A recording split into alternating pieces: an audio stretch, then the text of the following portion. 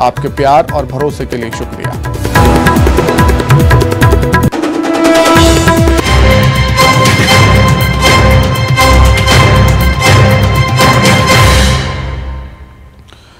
नमस्कार, स्वागत है आपका। मैं हूं आपके साथ सुमित शर्मा। रायपुर से खबर है। खाद्य मंत्री अमरजीत भगत ने बीजेपी पर निशाना साधा है। बीजेपी के बुलडोजर वाले बयान पर निशाना साधा। अमरजीत भगत ने बीजेपी को बताया है विघटनकारी तत्व। छत्तीसगढ़ में कोई बुलडोजर नहीं चलवाना चाहता है और उन्होंने ऐसा कहा। और आगे वो कहते हैं, कौन चलवाएगा अपने अपने घरों पर बुलडोजर? बीजेपी जहां है वहीं रहने दिया जाए। छत्तीसगढ़ में बीजेपी की केमिस्ट्री बिगड़ी हुई है। ओबीसी और आदिवासी वर्ग इनके साथ नहीं। किसको अपने घर में बुलडोजर चलवाना है कि उनको आने का मौका देंगे? आप चलवाएंगे अपने घर में बुलडोजर? नहीं चलवाएंगे ना। तो ये ऐसे जो विघटनकारी तत्व हैं, जो विघटनकारी सोच रखते हैं, उनको वहीं तक रहने दीजिए, ज़्यादा अच्छा है। यहाँ शांति का टापू है, शांति से आपस में सब लोग मिलजुल के रहते हैं। इसका जो पहचान है उसको बना के रखना हम सब लोगों की नैतिक जवाब। इनका सोशल केमिस्ट्री जो है बिगड़ा हुआ है। ना आदिवासी इनके साथ है, ना पिछड़ा इनके साथ है, ना कोई विंग इनके साथ है। किसानों के लिए तो केवल बात करते रहे, एक बार भी खड़ा नहीं हुए। आज जो कर रहा है उसके साथ लोग खड़े हैं। तो बुलडोजर को लेकर खाद्य मंत्री अमरजीत भगत ने अपना बयान दिया, निशाना साधा बीजेपी पर और बीजेपी को विघटनकारी तत्व बताया है। और ये पूछा है कि कोई बुलडोजर नहीं चलवाना चाहता है छत्तीसगढ़ में अपने घर पर, और कौन चलवाएगा अपने अपने घरों पर बुलडोजर, ये भी पूछा। और ये भी कहा कि बीजेपी जहां है वहीं रहने दिया जाए। छत्तीसगढ़ में बीजेपी की केमिस्ट्री बिगड़ी हुई है। ओबीसी और आदिवासी वर्ग बीजेपी के साथ नहीं।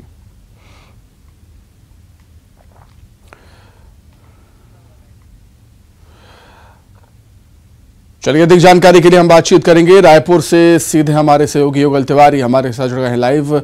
युगल, जब से छत्तीसगढ़ में बुलडोजर पॉलिटिक्स की एंट्री हुई है तब से लगातार राजनेताओं के बयान हमें देखने को मिल रहे हैं और आज खाद्य मंत्री अमरजीत भगत ने भी इसको लेकर बीजेपी को घेर दिया।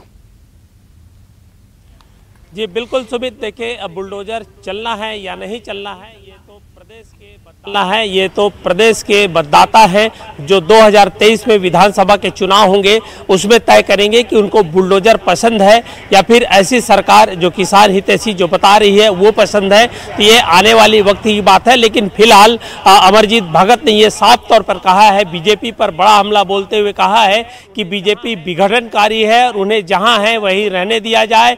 बुलडोजर कोई यहाँ पर नहीं चलवाना चाहता। और उन्होंने एक प्रश्नवाचक ये भी कहा है, अब बात भी पूछा है कि किसे पसंद है कि उसके घर में बुलडोजर चले। तो उसके विपरीत बीजेपी ने भी पलटवार करते हुए कहा है, अगर छत्तीसगढ़ में जो अपराधी तत्व रहेंगे तो निश्चित तौर पर जो बुलडोजर है वो चल के रहेगा। बीजेपी बुलडोजर जरूर इस पर चलाएगी। तो ये कहा जा सकता है कि छत्तीसगढ़ में बुलडोजर जो पॉलिटिक्स है वो चुनाव से पहले शुरू हो चुकी है और आरोप प्रत्यारोप के दौर लगातार जारी है। इसके अलावा जो खाद्य मंत्री अमरजीत भगत ने यह भी कहा है कि छत्तीसगढ़ में बीजेपी की जो केमिस्ट्री है वो पूरी तरह से बिगड़ चुकी है और ना तो ओबीसी वर्ग उनके साथ है और ना ही जो आदिवासी वर्ग उनके साथ है। तो ये कहा जा सकता है कि अब चुनावी वर्ष है और ऐसे में इस तरह के बयानबाजी और तीखे तेवर दोनों दल की ओर से लगातार देखे जा रहे हैं और आरोप प्रत्यारोप का जो दौर है सुमित लगातार जारी है। जी ठीक है युगल,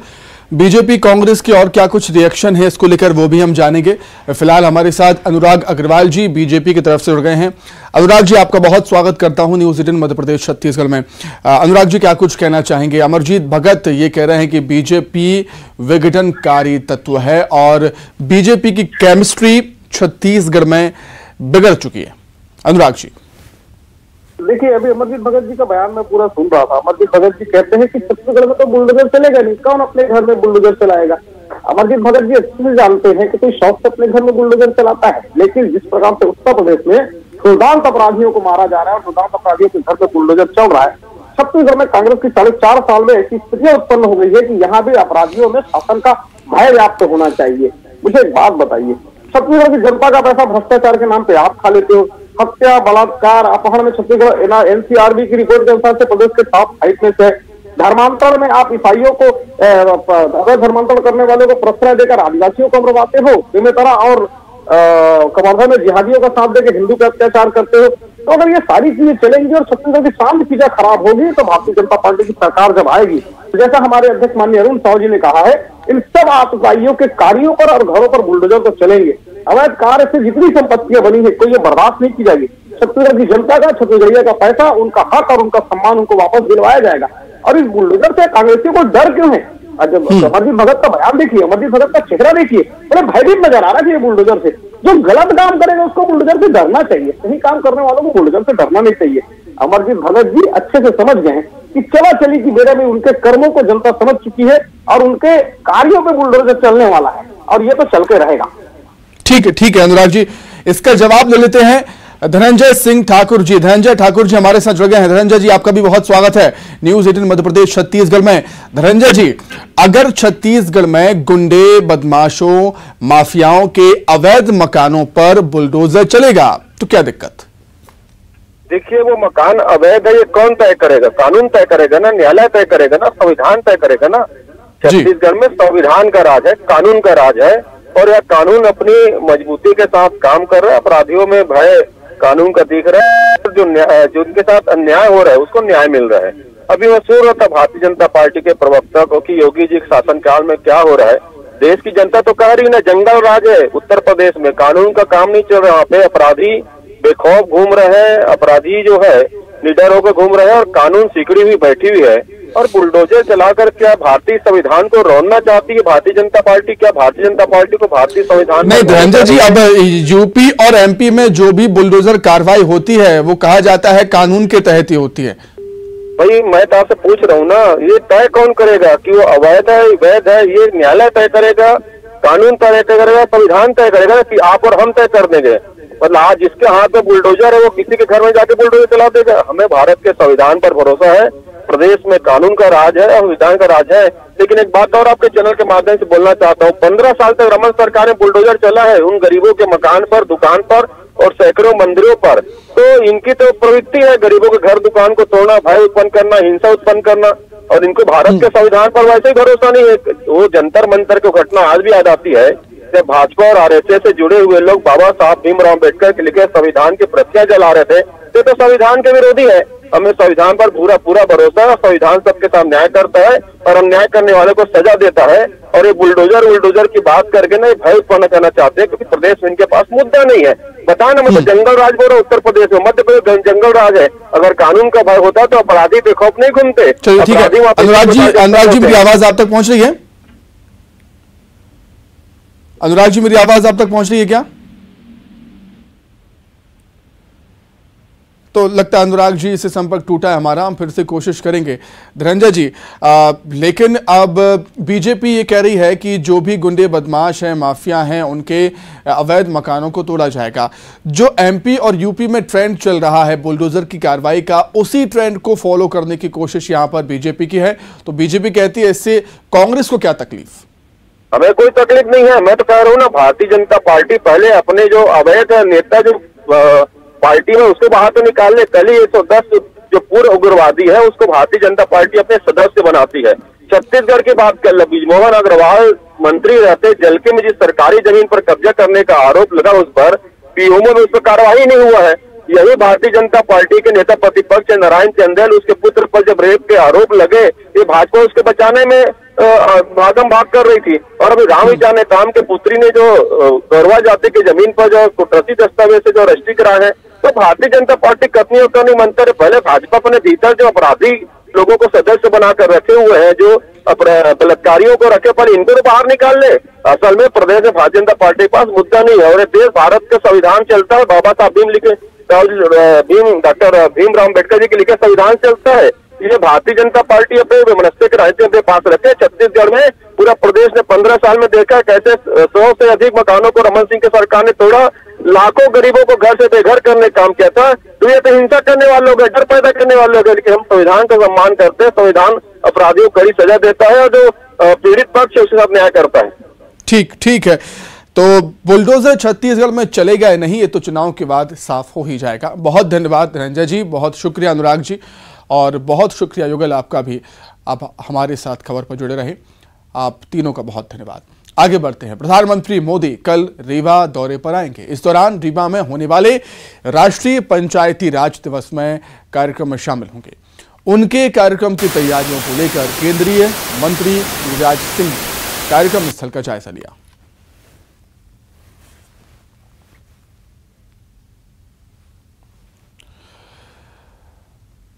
तो प्रधानमंत्री मोदी रीवा के दौरे पर रहेंगे। कल रीवा वो आएंगे। एक बड़ा आयोजन है। पंचायती राज दिवस में एक बड़ी आम सभा को संबोधित भी करेंगे पीएम मोदी। मध्य प्रदेश के तमाम दिग्गज नेता मौजूद रहेंगे वहां पर, और केंद्रीय मंत्री गिरिराज सिंह ने कार्यक्रम स्थल का जायजा लिया, तैयारियों का जायजा वहां पर लिया था।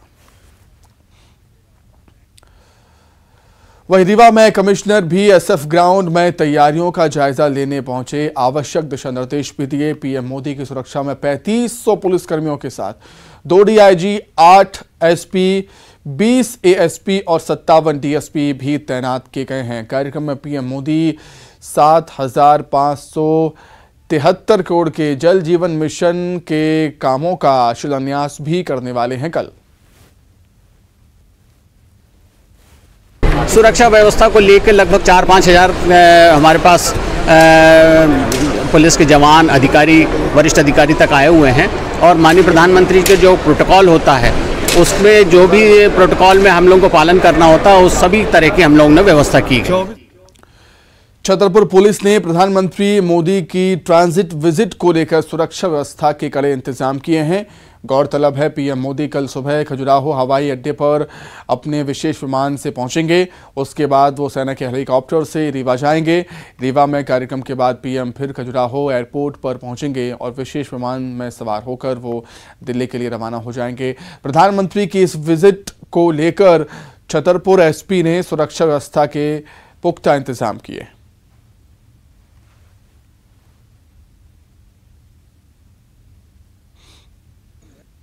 माननीय प्रधानमंत्री जी का यहाँ पे ट्रांजिट विजिट है और खजुराहो से फिर रीवा के प्रस्थान करेंगे। तो ये ट्रांजिट विजिट में जो सिक्योरिटी नॉर्म्स होते हैं, वीवीआईपी सिक्योरिटी नॉर्म जो जेड+ के हिसाब से रहते हैं, और एसपीजी जो है इसको पूरा मॉनिटर करती है, तो उसके अनुरूप ही पूरी व्यवस्था यहाँ से मुख्यालय स्तर पर लगाई गई है।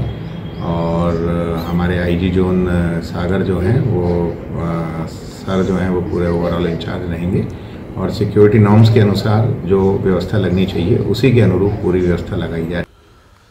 रायपुर से बड़ी खबर। तिल्दा स्टेशन पर मिली है अधजली लाश। रेलवे पार्सल गोदाम के पास लाश मिली। मामले की जांच में पुलिस जुटी हुई है। तिल्दा नेवरा थाना क्षेत्र का ये पूरा मामला। तो अधजली लाश मिलने से सनसनी फैल गई।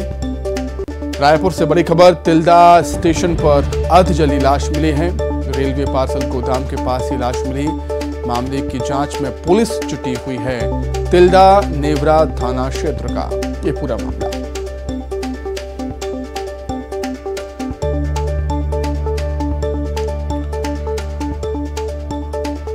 पुलिस तमाम पहलुओं के आधार पर मामले की जांच कर रही है।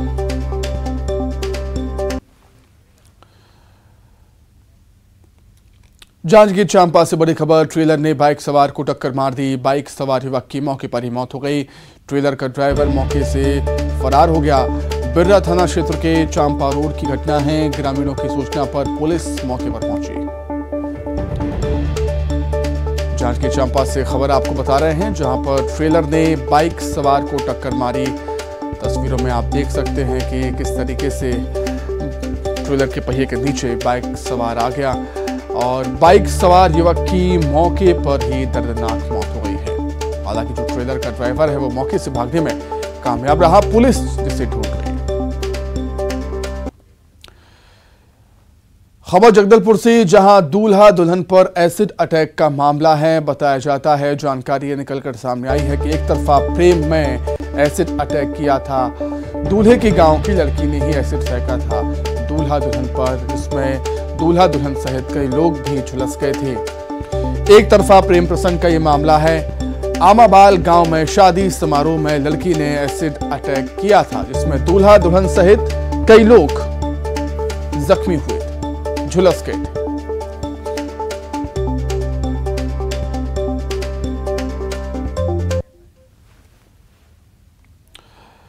छत्तीसगढ़ की जीवनदायिनी मानी जाने वाली महानदी अपने उद्गम स्थल पर पूरी तरह सूखी दिख रही है। न्यूज़ 18 की टीम ने महानदी के उद्गम स्थल सिहावा का जायजा लिया। पहली नजर में वहां पानी कहीं नहीं दिखा।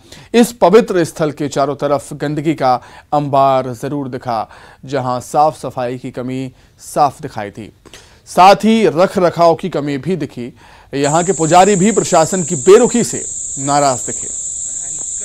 यहाँ इतना साफ सफाई का जिम्मेदारी किसका है? सरकार कोई ट्रस्ट बनाई है, कोई फंडिंग है, कैसे होता है? कुछ नहीं है सर, यहाँ हमारे देखने वाला है ही नहीं ना। जो पड़े है यात्री लोग आते हैं, 2-4 पैसा चढ़ा देते हैं, वही में दिया बत्ती चलते हैं। तो साफ सफाई का भी करवाना हो, मेला लग रहा है, कुछ है तो कैसे करते हो? हाँ, वो पंचायत वगैरह करवाते। कभी मांग किए हो पंचायत से, प्रशासन से, कलेक्टर से, विधायक से, सांसद से, किसी से मांग किए हो? ऊपर से तो करवाए नहीं, फिर मैंने यहाँ के जो सरपंच है वह करवाए बा।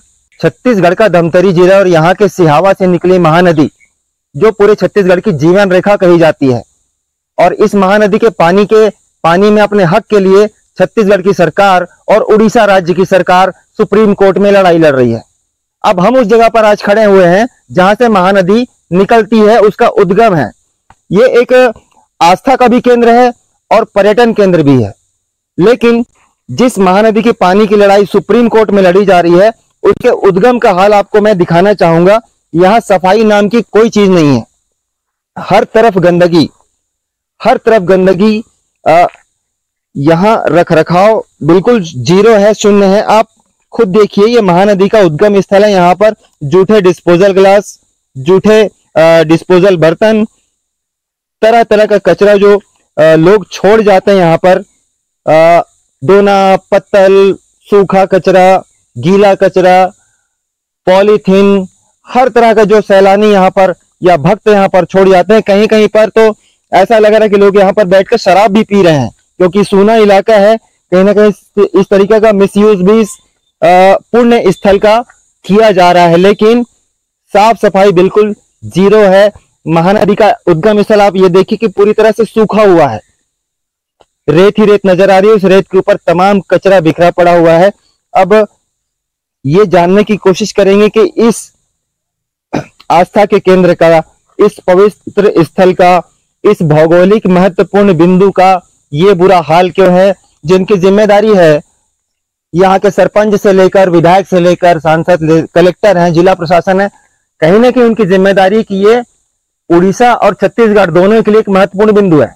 आस्था का भी बात कर लें तो हिंदू आस्था का बड़ा केंद्र है। महानदी निकलती उड़ीसा और छत्तीसगढ़ को पालने वाली, उसका भी ये उद्गम है।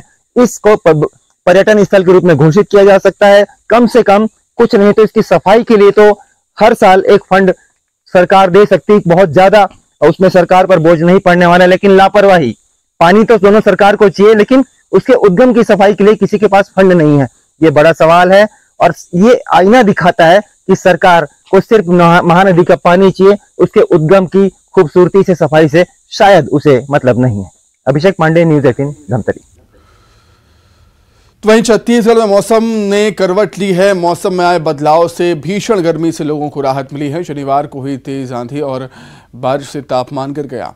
आज भी प्रदेश में कई इलाकों में बूंदाबांदी हुई है, साथ ही ठंडी हवा भी चल रही है।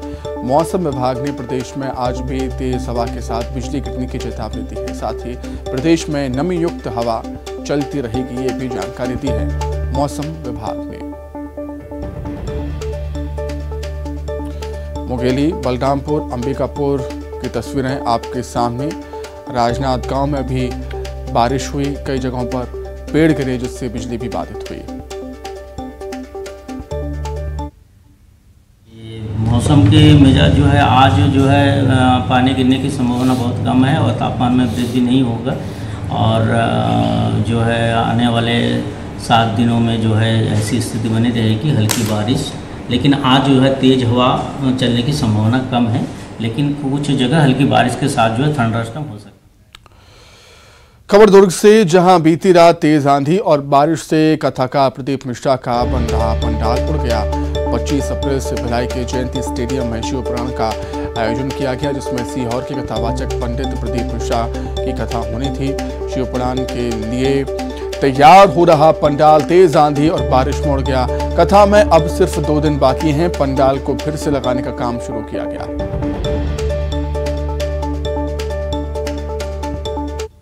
मौसम हुई आंधी और बारिश ने भारी तबाही मचाई है, लेकिन सबसे ज़्यादा नुकसान पंडित प्रदीप मिश्रा के कथा स्थल पर हुआ है। मैं आपको दिखाना चाहूँगा कि जयंती स्टेडियम मैदान है ये, जहाँ पर पंडित प्रदीप मिश्रा की कथा होने वाली है। यहाँ पर भारी नुकसान हुआ है, क्योंकि आप देख सकते हैं कि साइड में जो यहाँ पर विशाल डोम बनाया जा रहा था वो पूरी तरह से उखड़ गया है। उसके बाजू में जो यहाँ पर देख सकते हैं कि किस तरह से पंडाल उखड़े हुए हैं। सारे जो स्थिति है काफ़ी तहस नहस नज़र आ रही है, क्योंकि तैयारियां लगभग पूरी हो चुकी थी। ऐसे में बेमौसम बारिश ने भारी यहाँ पर तबाही मचाई और देख सकते हैं कि अब जो है इसको ठीक करने की कवायद की जा रही है।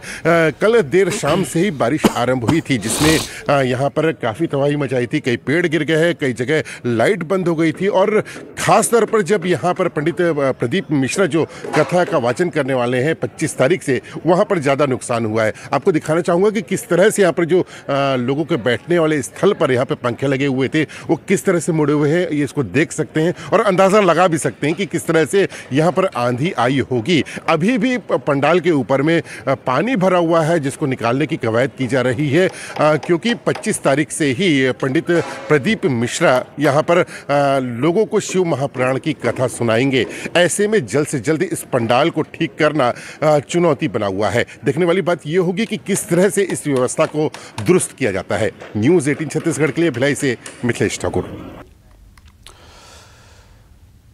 रायपुर, दुर्ग, बिलासपुर, अंबिकापुर, कटनी, जबलपुर जाने वाले रेल यात्रियों की परेशानी एक बार फिर से बढ़ गई है। दक्षिण पूर्व मध्य रेलवे ने बिलासपुर कटनी रेल मार्ग पर चलने वाली कई ट्रेनों को आज फिर कैंसिल कर दिया। Raipur Durg Raipur MEMU passenger special, Indore Bilaspur Narmada express, Chirmiri Katni passenger special, Ambikapur Jabalpur express को रद्द कर दिया गया है। वही कई ऐसी ट्रेनें ऐसी हैं जो अपने गंतव्य स्थान से पहले ही समाप्त हो जाएंगे। इसी के साथ ही फिलहाल इस बुलेटिन में इतना ही। खबरें लगातार जारी हैं। नमस्कार। And now it's time to return gift to mother earth. जी हां, इस अर्थ डे पर सेल्फी नहीं, ट्री फ्री की बारी है। अर्थ डे के मौके पर न्यूज 18 नेटवर्क के मेगा अभियान इंडिया पेड़ लगाओ का हिस्सा बनिए और पौधा लगाकर सेल्फी लीजिए, शेयर कीजिए। पर्यावरण संरक्षण के सजग प्रहरी बनिए।